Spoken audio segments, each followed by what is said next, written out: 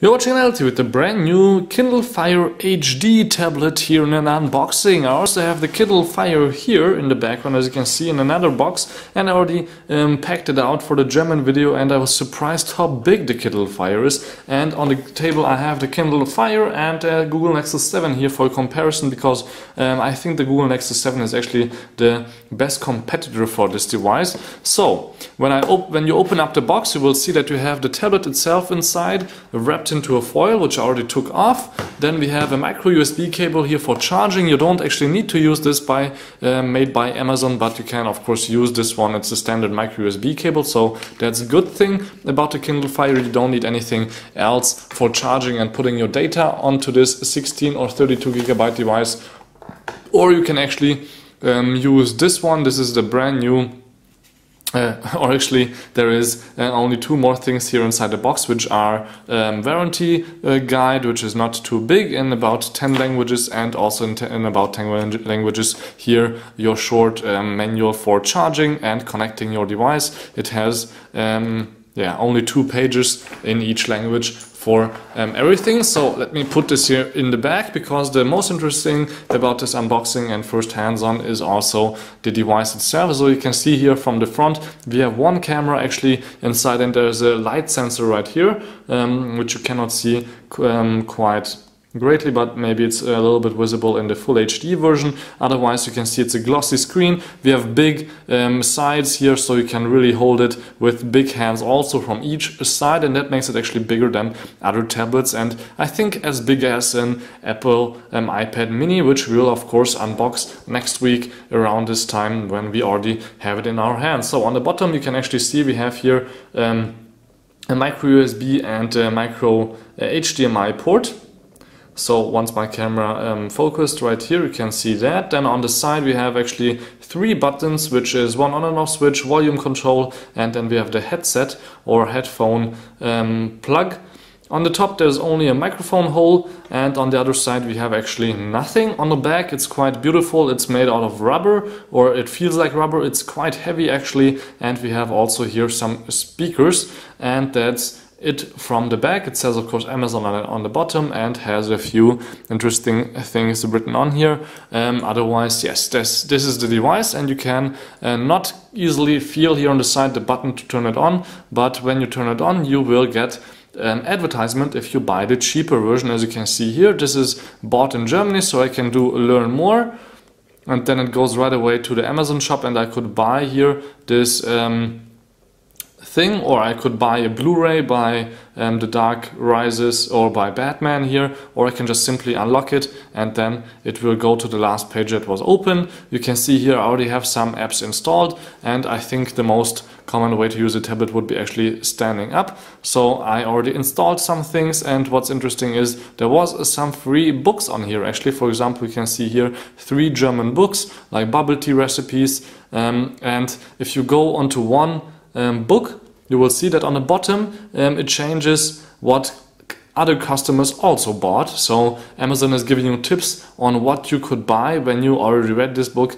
and what would also interest you. So that's quite interesting, and of course a good way to teach you what you should also spend your money on when you buy an Amazon device. Then we have also here your welcome Jeff Bezos email, and as I said, I have some games that I installed, downloaded and opened here. So if I go on to each one, it will give you some tips here on the bottom what would also be interesting. Usually, for example, here this is a standard video player, and what I will do now is go here on top to the apps, and then you can see here on my device these are all the apps that I have installed right now on the device itself. I could hit cloud and I could say that I don't want some apps on my device, I just want them if I need them, because I can buy something but I don't need to download them right away. And what's also interesting here is you can go right away to the store, where you have some 3 apps every day here on the top, which is quite nice by Amazon that you can buy those. Then we have favorite apps. What is also here interesting is that you have of course brand new apps just for me. Amazon is tracking what I like, and then we have all categories on the top. Actually, I don't know why the shop is in German, since I registered the device in English. And then you have here all kinds of places where you can look for apps. Otherwise, music, of course, you can buy music. In the cloud, it will show you some music that would be maybe interesting for you. I haven't put anything on here yet. I have to accept the terms of use for the cloud music player here by Amazon. Also, there's of course cloud video available. So it's loading cloud songs, like for example the Latin modern artists. I have to, maybe we can just play it like this.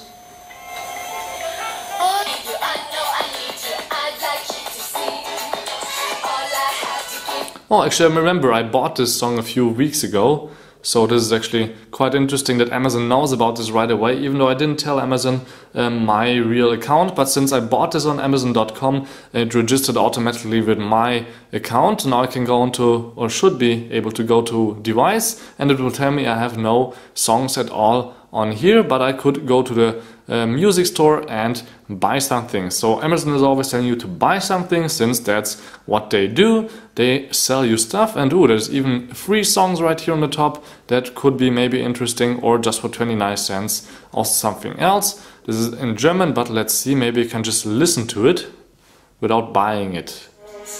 There we go.